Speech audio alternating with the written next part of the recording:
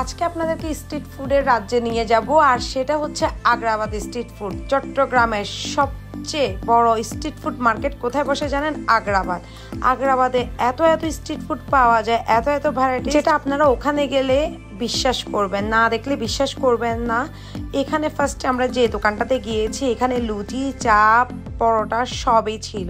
তাছাড়া এখানে ছিল ফ্রেশ জুস, একদম মানে আপনাদের সামনে বানিয়ে দিবে। আর এ পাশে হট চিকেনই ছিল, ওই যে কাবাব, মশলা, গ্রিল সবই এখানে পাচ্ছেন। সাথে ছিল লুচি, পরোটা। যাই হোক, এরপরে এখানে স্ট্রিট চট্টলাতে chicken fry, burger and pizza এগুলো পাবেন। এখানেও কাবাব ঝুলতেছে দেখলাম, খুবই ভাল লাগছে।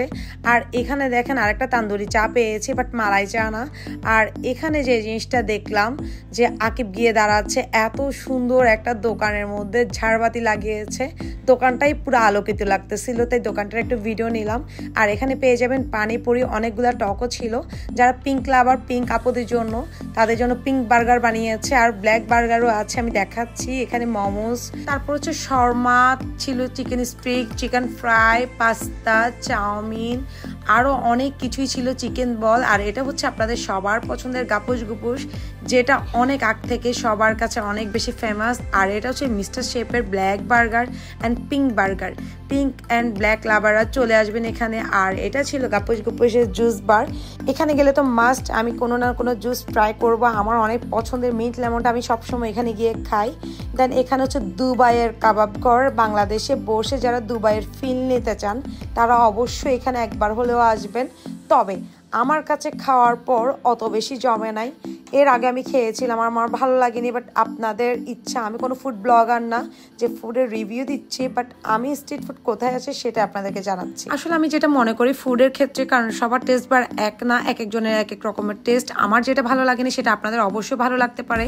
এখানে একদম দেখিয়ে পিৎজা মেক হচ্ছিল সরাসরি, আপনারা এখানে চাইলে পিৎজা খেতে পারেন। তাছাড়াও এখানে পিৎজা বাইটসে পেয়ে যাচ্ছেন মিট বক্স, আর এখানে মিট বক্সগুলো আসলে অনেক মজা, আমি খেয়েছিলাম। হটডগ পেয়ে যাবেন, এখানে নাসুস পেয়ে যাবেন, সাথে হচ্ছে ফ্রাইস মোমোস। মানে মোমো তো আমরা সবসময় বয়েল খাই, বাট এখানে ফ্রাই করা থাকবে। শর্মাগুলো দেখতে খুবই লোভনীয় লাগছিল, বার্গারগুলোও। বাট আমি এখানে বার্গার শর্মার কোনো কিছুই ট্রাই করিনি। জুস ঘরের মানে জুসগুলো অনেক মজা। মামা হালিমের হালিম আমার ট্রাই করা হয়নি, আপনারা ট্রাই করবেন। দোসাও আমার ট্রাই করা হয়নি, তবে নেক্সট টাইম গেলে দোসা ট্রাই করব। বাট আজকে দোসা বানানোটা দেখে খুব ভালো লাগছিল। আর এখানে কোনো কিছু আমি ট্রাই করি নাই। পোড়া রুটি আর মালাই চা এখানেও ছিল, বাট রুটিটা শেষ হয়ে গিয়েছে, আর এখানে আমার ট্রাই করা হয় নাই। দেন এখানেও অনেক কিছু পাবেন। চিকেন স্যুপ ছিল, যেটা আমি খেয়েছিলাম, ভালো লেগেছিল। তাছাড়া এখানে আবারও দেখলাম যে একটা জিনিস, পুদিনা, তারপর হচ্ছে টক সস দিয়ে আপনারা পানিপুরি পাবেন। আর এখানে দোসা যখন মেক করতেছিল, এই দৃশ্যটা দেখতে আমার খুব বেশি ভালো লাগে, তাই আপনাদের সাথে শেয়ার করলাম। তবে দোসা যে ওদের এত ক্রিস্পি হয়, আমরা বানাতে গেলে ক্রিস্পি হয় না, কিছু একটা তো সিক্রেট আছেই। কেন জানি না, আমার রেস্টুরেন্টের খাওয়ারও যেমন মজা লাগে, স্ট্রিট ফুডও আমার খুবই মজা লাগে। দুইটাই আমার অনেক পছন্দের। তবে আপনারা কমেন্ট করে জানাতে ভুলবেন না যে কার বেশি স্ট্রিট ফুড ভালো লাগে না রেস্টুরেন্টের খাওয়ার বেশি ভালো লাগে।